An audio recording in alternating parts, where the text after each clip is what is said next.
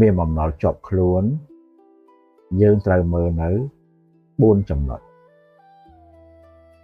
ចំណុចទី1គឺពាក់ព័ន្ធទៅនឹងគេឲ្យឈ្មោះថា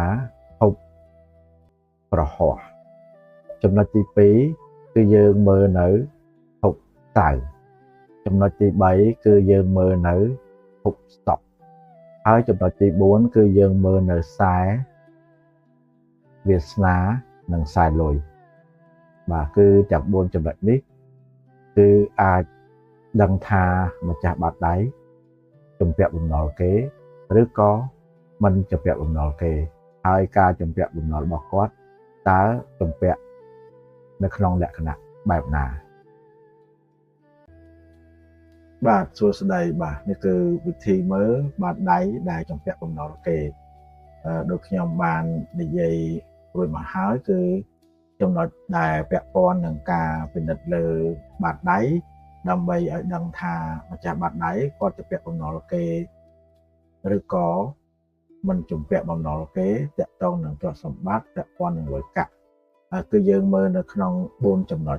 គឺចំណុចទី1គឺពាក់ព័ន្ធនឹងភពប្រហោះចំណុចទី2គឺពាក់ព័ន្ធជាមួយនឹងភពសៅរ៍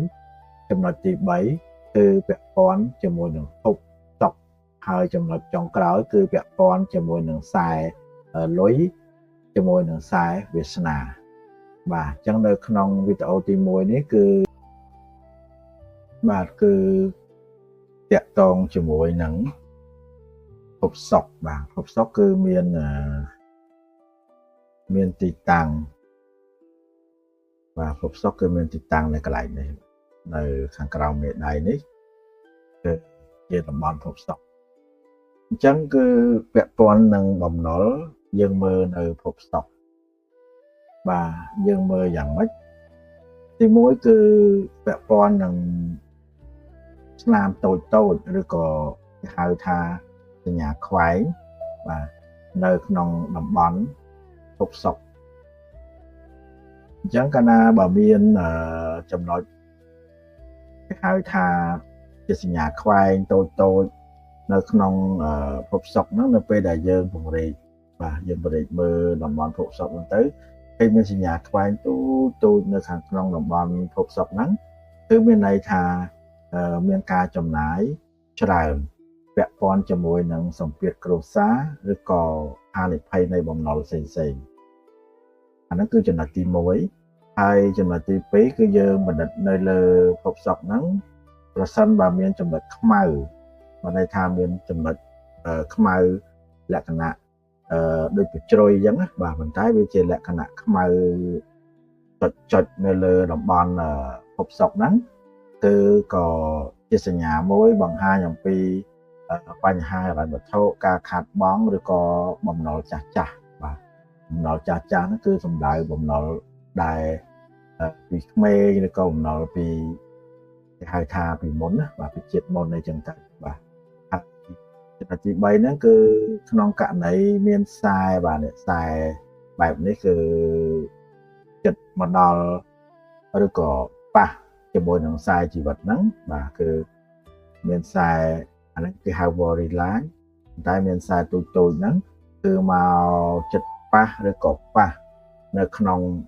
ខ្សែជីវិតនេះបាទនេះគេហៅខ្សែជីវិតគឺមានន័យថាគាត់នឹងមានចំណាយខ្លាំងគឺក្នុងការជួយមនុស្សជុំវិញឬក៏អ្នកជិតខាងឬក៏មិត្តភក្តិបាទន័យថាគាត់ចិត្តល្អគាត់មានចិត្តមេត្តាអញ្ចឹងទៅគេមកខ្ចីលុយគេមកបោកប្រាស់អីចឹងណាហ្នឹងគឺករណីហ្នឹងហើយចំណុចចុងក្រោយហ្នឹងគឺដោយករណីភពសុក្រទាំងមូលហ្នឹងគឺមានផ្ទៃធំ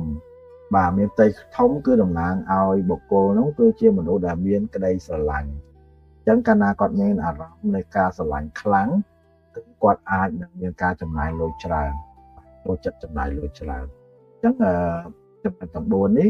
គឺបង្ហាញនៅលើភពសុក្រដែលបង្ហាញថាជាផ្នែកមួយនៃម្ចាស់បាតដៃដែលអាចនឹងមានបំណុលនេះគ្រាន់តែជានៅក្នុងភពសុក្រមួយអញ្ចឹងយើងនៅមានពាក់ព័ន្ធនឹងភពប្រហោះនៅកន្លែងនេះបាទហើយនេះភពសៅរ៍ហើយជាមួយនឹងខ្សែហៅថាខ្សែវាសនាជាមួយនឹងខ្សែលុយ